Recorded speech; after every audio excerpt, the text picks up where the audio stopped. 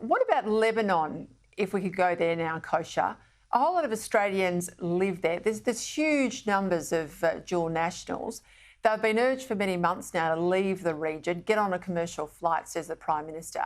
15,000 of them there.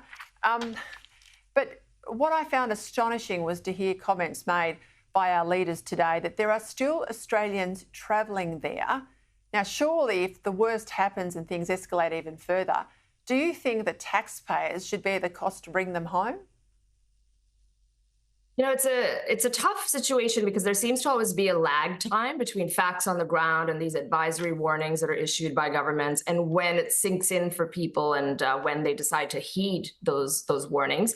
On principle, I think it could very well be argued that the taxpayer dollar shouldn't be given to extract these people or help them vacate when they've had enough of a warning. I think the issue is that in the era that we live in, where so much taxpayer money is sloshing around and being wasted on so many things, I think the government maybe could lose the moral high ground if they were to take such a stance, if the worst were to happen and there were Australian citizens trapped there. And that's sort of the conundrum I think that they will find themselves in, because I think you will see some portion of people, some remnants there. I don't think every single one is going to leave. And the situation there could turn on a dime, and it could lead to a pretty tricky situation for those Australians left behind.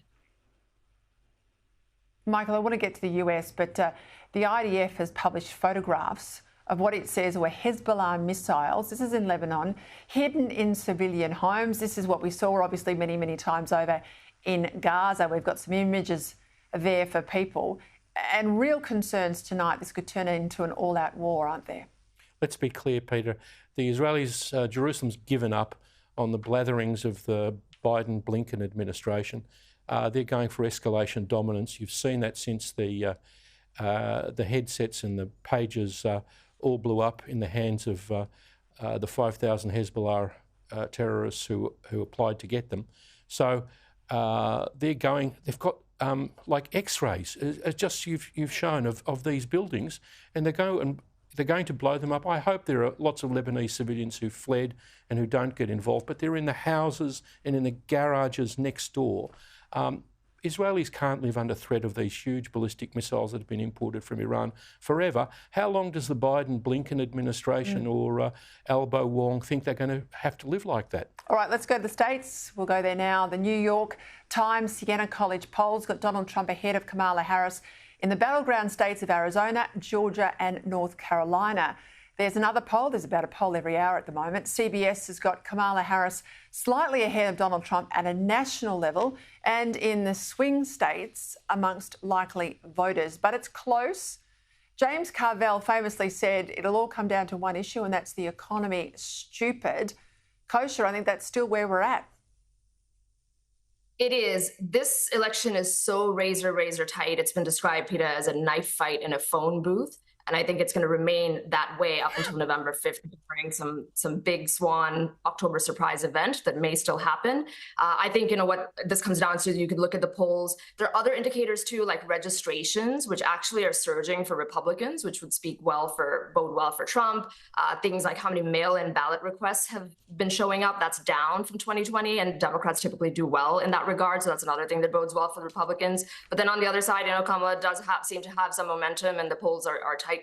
So it's anybody's guess. The fundamentals do favor Trump, the economy, the border, the crime. But notwithstanding all of that, this election is going to be won or lost on probably 40 to 50,000 votes. Donald Trump said at a rally in Pennsylvania today, Michael, that he, if elected, will end the Ukraine war. What do you make of that? Well, the casualties are terrible. The Russians lost 1,500 soldiers yesterday and 150 armoured vehicles. I mean, the casualties, it's like World War I over there. Now, that's a worthy aim to end the war, but the Russians invaded a sovereign country.